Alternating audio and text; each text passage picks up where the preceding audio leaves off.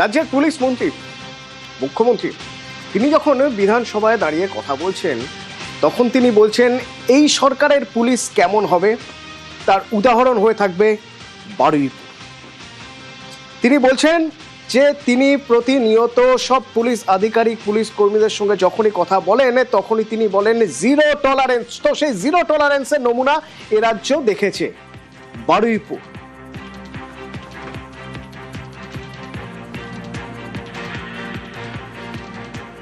যত স্তরে পুলিশের সঙ্গে আমার মিটিং হয় সব জায়গায় আমার একটা কথা থাকে, আমরা কেউ ভারত পিতা বলি না, ভারত মাতা বলি। কোন মহিলা কন্যার উপরে কিছু ঘটলে কারোর নির্দেশের জন্য অপেক্ষা করবেন না, যাই করতে চান করে দেবেন। আপনাকে ঢাল হিসেবে প্রোটেক্ট করবে রাজ্যের মুখ্যমন্ত্রী।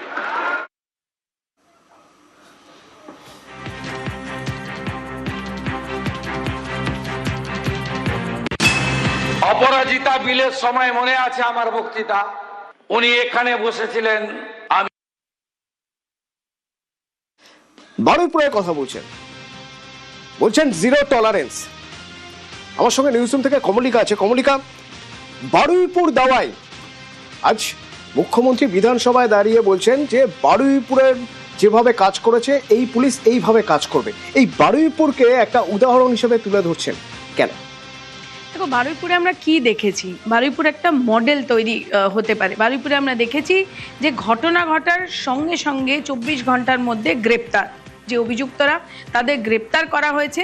এবং শুধু তাই নয়, স্বয়ং মুখ্যমন্ত্রী যিনি পুলিশ মন্ত্রী তিনি এক নয় একাধিকবার তিনি নিজে সেই জায়গায় যান, তিনি নিজে সেই নির্যাতিতার পরিবারের সঙ্গে কথা বলেন, দেখা করেন। এবং আমরা যে বারুইপুরে দেখেছি যেভাবে পুলিশ এই পুরো বিষয়টা দেখেছে এবং যেভাবে তদন্তের অগ্রগতি হয়েছে, সিট তৈরি করা হয়েছে এবং সমস্ত দিক থেকে সেই এই যে তদন্ত, এই তদন্তভারকে নিয়ে তারপরে সমস্ত দিক থেকে তার তদন্ত করা হয়েছে।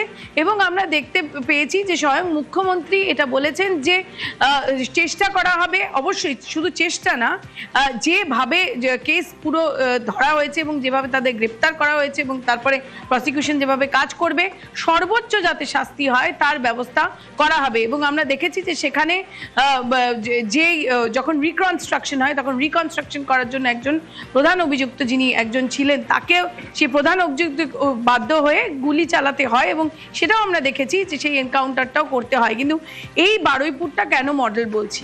এই বারুইপুরটা মডেল এই জন্যই বলছি কারণ 24 ঘন্টার মধ্যে অ্যাকশন হয়। শুধু বারুইপুরই না, যদি দেখো তুমি পুলিশের সাইকোলজি, আমরা বিভিন্ন অফিসারদের সঙ্গে কথা বলছিলাম, প্রথম কিন্তু এটা সিগন্যাল হচ্ছে পাক সার্কাস কাণ্ড। পাক সার্কাসে যেদিনকে হঠাৎ করে বেশ কিছু লোক সেখানে ভিড় করে ঝামেলা শুরু করলো, এক রোববার ছিল, সেদিন কিন্তু পুলিশ শক্ত হাতে দমন করেছিল। অর্থাৎ আগের সময় কি হতো, অর্থাৎ পালা বদলের আগে এটা বলতেই হয়, পুলিশ প্রথমে ভাবতো এটা কার কেস, কে জড়িত আছে। এবং আমাদের মানে একেবারেই অফ দ্য রেকর্ড অনেক পুলিশ অফিসাররাই বলেছে যে প্রথমে তো এটা বোঝাই যেত না যে এর বিরুদ্ধে কেস করা হবে কি হবে না, তারপর তাদের উপর কি খাড়া এসে পড়বে। বিশেষ করে মহিলাদের ক্ষেত্রে জিরো টলারেন্স আমরা দেখেছি, এসওপি গেছে, নতুন এসওপি গেছে সমস্ত পুলিশ প্রশাসনের কাছে। এবং সেখান থেকে দাঁড়িয়েই এই যে বারুইপুর মডেল যেটা পাক সার্কাস থেকে শুরু হয়েছে, যে মনে করে দেখো যেদিন পাক সার্কাসে ঘটনা ঘটে তার পরের দিন খোদ মুখ্যমন্ত্রী যায় সেখানে এবং সেখানে গিয়ে তিনি বলেন যে পুলিশের গায়ে হাত উঠবে আর মুখ্যমন্ত্রী তিনি এসি ঘরে থাকবেন, পুলিশ মন্ত্রী তা হবে না। সুতরাং খুব মেসেজ খুব স্পষ্ট এবং মহিলাদের ক্ষেত্রে আরো জোরদার। ঠিক ঠিক। এবং এখান থেকে চট করে আরেকটা বক্তব্য আমি শোনাবো শুভেন্দু অধিকারী, যেখানে তিনি বলছেন যে আগের সরকারের প্রশাসনিক প্রধান কিভাবে রিঅ্যাক্ট করতেন এই ধরনের ঘটনার পর। অপরাজিতা বিলের সময় মনে আছে আমার বক্তৃতা, উনি এখানে বসেছিলেন, আমি ওখানে বসেছিলাম। কামদুনি ছোট্ট ঘটনা, বারাসাত শরীর থাকলে যেমন সর্দি কাশি জ্বর জারি হয়, একটু আধটু রেপ টেপ তো হয়। কাকদ্বীপের ঘটনা, ফুল রেপে 20,000, হাফ রেপে 10,000। হাঁসখালির ঘটনা, মেয়েটা অন্তঃসত্ত্বা ছিল। ময়নাগুড়ির ঘটনা, লাভ অ্যাফেয়ার্স। আরজি কর, ওর বাবা মা চাইলে তো 10 লাখ দিতেই পারি। এই তো ছিল নারী নিরাপত্তা। আর নিরাপত্তা কিভাবে দিতে হয়, ঘটনা ঘটতে পারে, ঘটনা ঘটলে তাকে কিভাবে মোকাবিলা করতে হয়। এই কথাগুলো দাঁড়িয়ে আজ রাজ্যের প্রশাসনিক প্রধান বলছেন বিগত প্রশাসনিক প্রধানের উদ্দেশ্যে।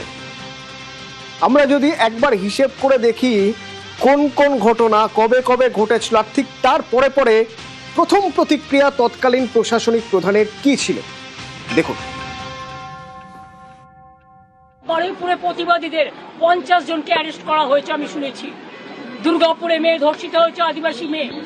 বর্ধমানে হয়েছে, ভগবানপুরে হয়েছে, পটাশপুরে হয়েছে, কুচবিহারে হয়েছে, বেহালা হয়েছে, মালদায় হয়েছে। সারা বাংলা জুড়ে তাণ্ডব চলছে। 15 বছর ধরে তখন বিভিন্ন ঘটনা ঘটেছে, একটা নয় একাধিক। কই তখন তো পাঠালেন না কোনো প্রতিনিধি দল? তখন তো মণিপুরে পাঠিয়েছিলেন, উন্নাওতে পাঠিয়েছিলেন, তখন তো হাতরাসে পাঠিয়েছিলেন, তখন আজিকরের কেসটাকে ধামাচাপা দিয়ে গুবলেট করে দেবার চেষ্টা করেছেন, তখন পাকশিরকে ভিকটিমকে অপমান করেছেন। বারুইপুরে 12 বছরের একটি মেয়েকে নৃশংসভাবে গণধর্ষণ করে খুন। জিরো টলারেন্স দেখিয়ে দ্রুত আসরে পুলিশ প্রশাসন। এনকাউন্টারে মৃত্যু অন্যতম মাস্টার মাইন্ডের, গারদে বাকি অভিযুক্তরা।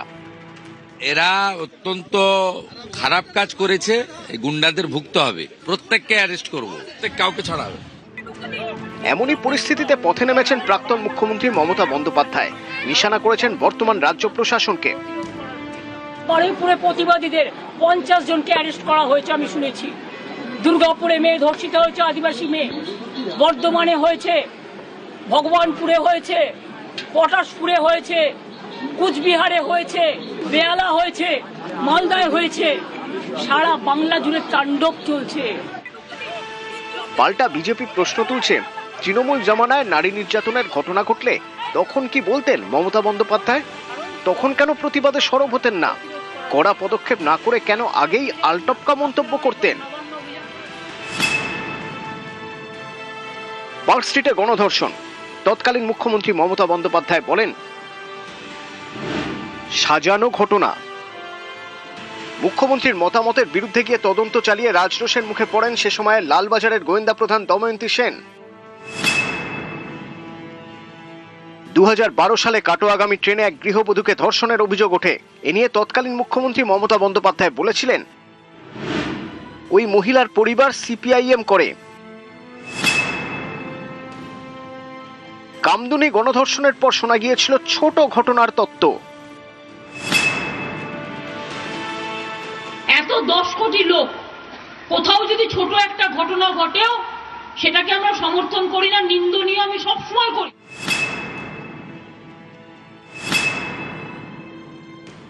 সন্দেশখালী কি করে টাকা দিয়ে সাজানো হয়েছিল?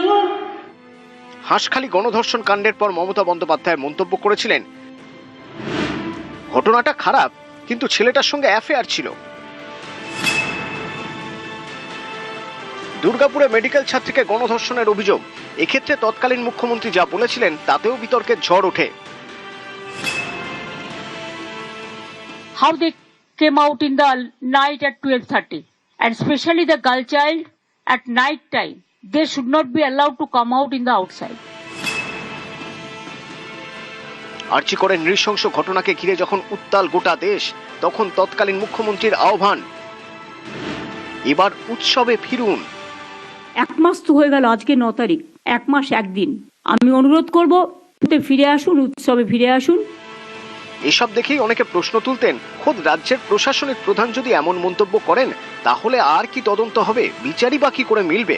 আর্চিকর কসবা ল কলেজের ক্ষেত্রে তো তদন্ত ধামাচাপা দেওয়ার অভিযোগও উঠেছিল মমতা বন্দ্যোপাধ্যায়ের প্রশাসনের বিরুদ্ধে। 15 বছর ধরে তখন বিভিন্ন ঘটনা ঘটেছে, একটা নয় একাধিক। কই তখন তো পাঠালেন না কোনো প্রতিনিধি দল? তখন তো মণিপুরে পাঠিয়েছিলেন, উন্নাওতে পাঠিয়েছিলেন, তখন তো হাতরাসে পাঠিয়েছিলেন, তখন আজিকরের কেসটাকে ধামাচাপা দিয়ে গুবলেট করে দেবার চেষ্টা করেছেন, তখন পাকশিরকে ভিকটিমকে অপমান করেছেন। নিউজ 18 বাংলা।